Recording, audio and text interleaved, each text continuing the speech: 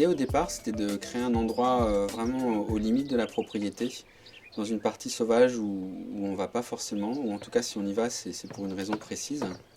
Et l'idée, c'était de s'y retrouver simplement pour se reposer, pour méditer, en tout cas pour être loin des bruits du monde et de la réalité. Un dojo en japonais, ça veut dire trouver la voie. Et en fait, chacun trouve la voie à sa manière. Moi, je me suis dit qu'on pouvait le trouver ici, sur une île, dans une construction en bois, face à la nature. C'est évident qu'il y a une inspiration japonaise très forte. Les cloisons en papier brie, le mobilier, le fait d'être sur tatami. Et très rapidement, je me suis dit que ce qui était intéressant, c'était de construire un pavillon comme on pouvait en avoir au début du siècle. C'est-à-dire qu'en fait, quand on dort ici, on dort comme on pouvait dormir au début du siècle au Japon.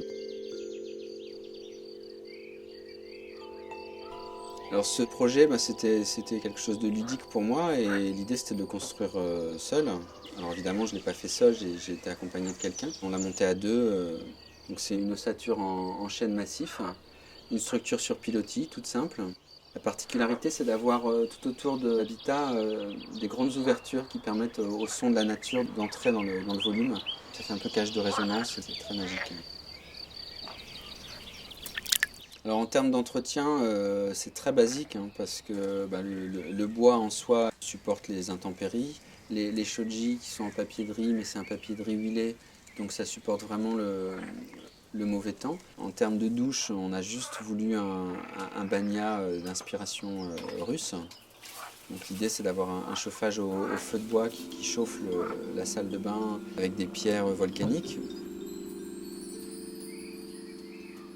Moi je viens ici pour me reconnecter avec la nature, c'est-à-dire pour vivre simplement quelques minutes ou une heure au rythme de la nature. Juste prendre le temps d'écouter les oiseaux, de regarder les rayons de soleil qui passent à travers les arbres, tout ça, c'est vraiment un moment de sérénité qui est très agréable à vivre de façon personnelle.